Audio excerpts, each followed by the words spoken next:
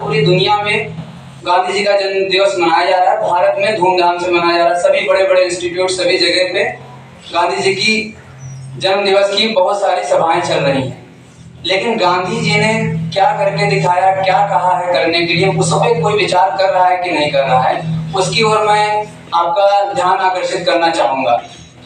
महापुरुष जो होते हैं उनको बल कहाँ से मिलता था, वो कहाँ से सीखते थे, वो जब उनके जीवन में बुरे समय आते थे तो वो कहाँ जाते थे। तो गांधी जी जो है उनकी फोटो आपने देखी होगी, देखी है? yes, धोती पहनते हैं, वही ओढ़ते हैं और उनके पास एक घड़ी है, अभी बाहर फोटो लगी थी आपने देखा होगा, और दूसरे हाथ में उनके क्या है? एक हाथ में लाठी है और दूसरे हाथ में उन्होंने भगवत गीता पकड़ी हुई है। भगवत गीता उनके हाथ में है और वो कहते हैं कि जीवन में जब भी मैं परेशान होता हूँ और मेरे सवालों का जवाब नहीं मिलता है, तब मैं भगवत गीता के पास जाता हूँ। लाल बहादुर शास्त्री जी जब प्रधानमंत्री बने तो उस समय 1960 और 70 के दशक में हमारे देश से बहुत बड़े महापुरुष विदेश में भगवत गीता का प्रचार कर रहे थे। तो लाल बहादुर शास्त्री जी एयरपोर्ट पे उनको लेने गए, भक्ति वेदांत श्री प्रभुपाद जी को लेने गए कि आप दुनिया में बहुत ही अच्छा कार्य कर रहे हैं। तो ये जो महापुरुष हैं जिनका जन्म दिवस मना रहे हैं, ये अपने जीवन में जब परेशान होते हैं तब भगवत गीता के पास जाते हैं। आज पूरे दुनिया में इनका जन्म दिवस मनाया जा रहा है। कोई इस बिंदु पे चर्चा नहीं कर रहा है कि बाहर की सारी चीजों पे कार्य किया जा रहा है, तरक्की पे, हर चीज पे। आपकी जो वास्तविक तरक्की है उसके लिए आप कहाँ जाएं, कहाँ से सीखें। तीसरा महत्वपूर्ण बिंदु है, इन दोनों महापुरुषों के जीवन से हम आज का पहलू जोड़ते हैं। आपको एक मैं सच्चाई इस समाज की दिखाना चाहता हूँ, ध्यान से सुनिए मेरी बात। अभी कुछ दिन पहले मैं एक न्यूज़पेपर पढ़ रहा था, आप लोगों को मालूम चला होगा, कुछ बच्चे इसमें न्यूज देखते होंगे। हमारी संसद ने नारी जो हमारे देश की है, महिला है, उनके लिए 33% आरक्षण जारी किया और ये कहा कि अब हमारे संसद में 33% महिलाएं सांसद बैठेंगी और अन्य चीजों में भी उनको आरक्षण बढ़ के मिलेगा। इस तरह का बहुत अच्छा पहल सरकार के द्वारा की गई, बहुत अच्छा कानून बनाया गया। तो वो मैं एक अखबार देख रहा था, आप इस अखबार को देखिए, एक बड़ी मोटी सी लाइन लिखी हुई है और देखिए इस पे क्या लिखा हुआ है, संसद का नारी वंदन, यानी संसद ने नारियों के सम्मान के लिए बहुत बड़ा कानून पास किया। लेकिन इस अखबार को अगर आप ध्यान से देखेंगे आपको दिखाई नहीं देगा, मैं पढ़ के बताता हूँ। आज के समय नारी को इतना ऊंचा स्तर देने के लिए एक कानून पास किया गया और अखबार में उसका बहुत बड़ी हेडिंग निकली, लेकिन उसके नीचे देखिए क्या क्या न्यूज निकली। हमारे इस देश में नारियों की कैसी स्थिति है। शराब पार्टी में बीबीडी की छात्रा की हत्या, गोली मारकर हत्या कर दी गई। ऑनलाइन गेमिंग से दोस्ती, फिर उसके बाद में 22 वर्ष की मानसी यादव को जो है बुलाकर बाराबंकी देवा शरीफ के आसपास उसका मर्डर कर दिया गया। दहेज में कार न मिलने पर महिला सभासद की हत्या, बंधक बनाकर महिलाओं का दुष्कर्म। ऊपर बहुत बड़ी हेडिंग है नारी वंदन और नीचे सारी जो लाइनें हैं वो महिलाओं की दुर्दशा पे है।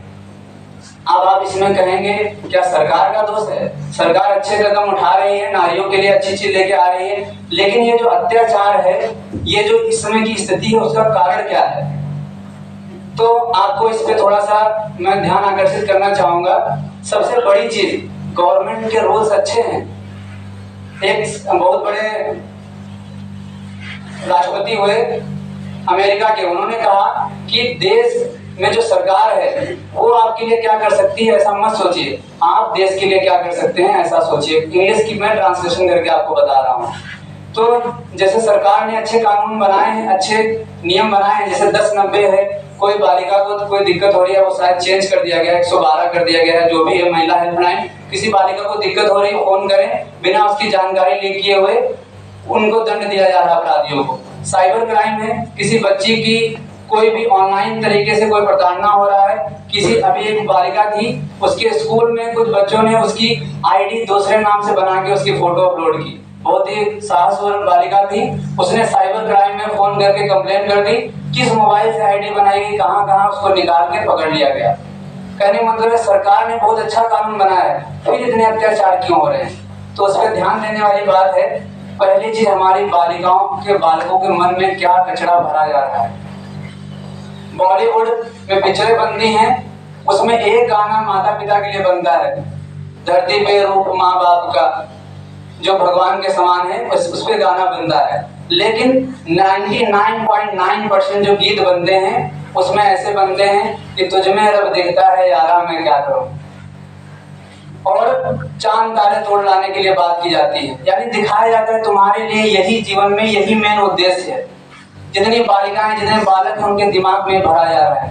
माता पिता जो हैं वो बच्चों को फोन दे रहे हैं, मूवी दिखा रहे हैं, बच्चों को उस मार्ग में अग्रसर कर रहे हैं, वो कचरा उनके दिमाग में डाल रहे हैं, फिर दोष देते हैं हमारे बच्चे ऐसी हरकत कर रहे हैं। हम मनुष्य सामाजिक प्राणी, हम विचारों से बने हुए, जो देखते हैं जो सीखते हैं वही आकार लेते चले जाते हैं। बच्चों का क्या दोष?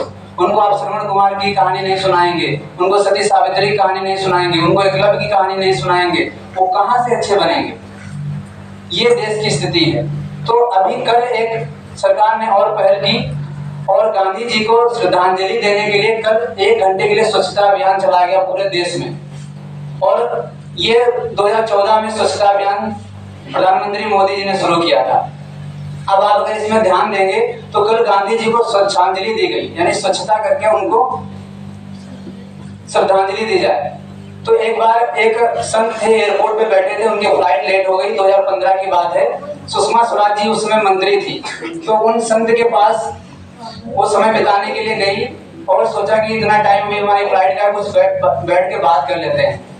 अब उसमें क्या होता है, उस समय स्वच्छता का सबसे तेज लहर चल रही थी। क्या लहर चल रही थी? स्वच्छता की लहर चल रही थी। उस लहर में पूरे देश में सलमान खान, शाहरुख खान, बड़े बड़े नेता, सांसद सब रोड पे आके सफाई कर रहे थे। तो सुषमा स्वराज जो उस समय मंत्री थी, उन्होंने कहा उन संत के पास जाके, ध्यान से सुनिए, संत से जाके उन्होंने कहा कि इस देश में इस समय स्वच्छता का बहुत बड़ा अभियान चल रहा है, आप स्वच्छता के लिए क्या कर रहे हैं? तब उन्होंने कहा, उत्तर दिया और कहा कि लोग गंदगी क्यों करते हैं इस पे विचार कीजिए, क्योंकि उनकी चेतना का स्तर जो है वो डाउन है।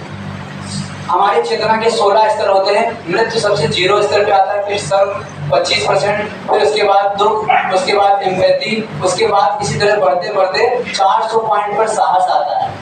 तो पूरी दुनिया का चेतना का स्तर निकाला गया तो 200 से कम निकला। 200 से कम मतलब अगर किसी को गाइडेंस ना दी जाए तो मनुष्य अपने आप को स्वयं नष्ट कर लेगा। कैसे नष्ट कर लेगा? आप उदाहरण देखिए, इतनी फैक्ट्रियां, इतने कारखाने, इतना धुआं हो रहा है, लोग इतनी पॉलीथीन यूज कर रहे हैं कि स्वयं की पृथ्वी को पॉलीथीन से ढक देंगे। अब मैंने स्त्रियों के बारे में बात की, स्त्रियों का इतना बुरा हाल क्यों है? हमारे देश भारत में प्रतिदिन 86 महिलाओं का रेप होता है, उनका दुराचार होता है प्रतिदिन। और ये ऐसी स्थिति है कि साल भर में या पूरे महीने भर में दुनिया में कितने केस होते हैं आपको बताया नहीं जा सकता है, बहुत सारे केस इसमें दब जाते हैं। तो जो स्वच्छता बाहर की है, उन्होंने कहा संत ने सुषमा स्वराज से कि आपका जो स्वच्छता अभियान है बाहर का है, अच्छी चीज है, बहुत अच्छा है, लेकिन लोग गंदगी ही ना करें, इसीलिए हम उनके मन की सफाई कर रहे हैं। बोलो, किसकी सफाई कर रहे हैं? इसीलिए गांधी जी हाथ में भगवत गीता लेके खड़े हैं। मन पे कार्य करने वाली कोई संस्था नहीं है। बहुत लोग कार्य कर रहे हैं, इंफ्रास्ट्रक्चर बढ़ा रहे हैं, बहुत सारी सुविधाएं बढ़ा रहे हैं, लेकिन no one is working on minds. कोई मन पे कार्य नहीं कर रहा है। अब आपको मैंने बताया, मन इतने गंदे हैं कि मनुष्य खुद को समाप्त कर देंगे। पूरी दुनिया में इस समय कम से कम 350 मिलियन मेट्रिक टन प्लास्टिक का गार्बेज हर साल इकट्ठा हो रहा है। 3500 मेट्रिक टन जो कचरा है वो पॉलीथीन और प्लास्टिक का इकट्ठा कर रहे हैं हर साल मनुष्य। भारत में 22 मिलियन कचरा इकट्ठा कर रहे हैं। केवल दिल्ली में 11,677 टन कचरा इकट्ठा कर रहे हैं लोग। अब हम अपनी प्रकृति को नष्ट कर रहे हैं। क्यों? क्योंकि हमारे मन ऐसी स्थिति में पहुंच गए हैं। तो मन की स्वच्छता पे कौन बात करेगा? अगला पॉइंट मैं आपके सामने रखकर अपनी बात समाप्त कर रहा हूँ। बाहर महिलाओं की स्थिति है, बालिकाओं की स्थिति है, गंदगी बाहर हो रही है, लोग अपने आप को नष्ट कर रहे हैं, उसके लिए अभियान चलाए जा रहे हैं। अब हमारे बालकों में जो गलत धारणाएं बनी हैं उसके बाद उनकी जो मानसिक अवस्था हो जाती है, फिर वो आत्महत्या करते हैं, सुसाइड करते हैं। उसकी अवस्था क्यों आती है उसके भी मैं पहले आपको कुछ फैक्ट बता देता हूँ। पूरी दुनिया में हर रोज 450 लोग सुसाइड करते हैं, 450 लोग प्रतिदिन आत्महत्या कर लेते हैं। भारत में हर रोज 35 लोग आत्महत्या करते हैं। पिछले 4 या 5 महीनों में एक राजस्थान का शहर है कोटा, वहाँ पे लोग मेडिकल की पढ़ाई करने के लिए और इंजीनियरिंग की पढ़ाई करने के लिए, तैयारी करने के लिए जाते हैं घर से उम्मीद लेके। पिछले 3 महीनों में वहाँ 24 बच्चों ने सुसाइड कर लिया। वहाँ एक पंखे आप देख रहे हैं, वहाँ पे जो पंखे लगे हैं उसके नीचे जाल लगा दिया गया है ताकि बच्चे लटक ना पाए। हर कोचिंग में कोई ना कोई बच्चा 1 महीने के अंदर सुसाइड कर ले रहा है। क्यों? किसी ने विचार नहीं किया। सब पे कार्य किया जा रहा है, अच्छे कपड़े, अच्छी गाड़ी, अच्छी सड़कें। मन पे कार्य करने के लिए महापुरुषों ने जो दिशा निर्देश दिए कि हम परेशान होते थे, भगवत गीता के पास जाते थे, अपने गुरुजनों के पास जाते थे, बड़ों के पास बैठते थे, अच्छी चीजें देखते थे, सुनते थे, अच्छी चीजों की बात करते थे। आज वो चर्चाएं करने के लिए नहीं है। सबके हाथ में मोबाइल फोन है, सब मोबाइल से ज्ञान ले रहे हैं। क्योंकि जब बचपन से उनको सही दिशा निर्देश माता पिता नहीं देते हैं तो उनकी मानसिक अवस्था खराब हो जाती है। अब मैं जो अपने पॉइंट्स बताया हूँ उनको समापन करके आपको अपने अनुभव से एक बात बताना चाहता हूँ। इस विद्यालय में कुछ धार्मिक कार्यक्रम भी होते हैं, पहले बहुत ज़्यादा होते थे। कुछ बच्चे स्पिरिचुअल एक्टिविटी करते हैं। मुझे देख के एक चीज़ बहुत अच्छी लगती है, जैसे कल मैंने देखा संडे को बहुत सारे बच्चे चार्ट लगा रहे हैं, बहुत सारे बच्चे दौड़ दौड़ के आ रहे हैं, कुछ कार्यों में बिजी हैं। सबसे बड़ा जो मन की दुर्गति का कार्य है कि बच्चे के पास कोई टारगेट नहीं, वो खाली बैठे हुए हैं। उनके माता पिता उनको दिशा निर्देश नहीं दे पा रहे कि आप क्या सही कार्य कीजिए। मैंने देखा कल कम से कम 15-20 बच्चे आए। इस तरह हमारे विद्यालय में 15 अगस्त, टीचर डे, क्लास की एक्टिविटी, स्पोर्ट्स, गेम्स, उसमें बच्चे कंपटीशन में इतना बिजी हैं कि उनके मन जो है वो बिजी रहते हैं और साथ साथ में वो कुछ सीखते भी रहते हैं।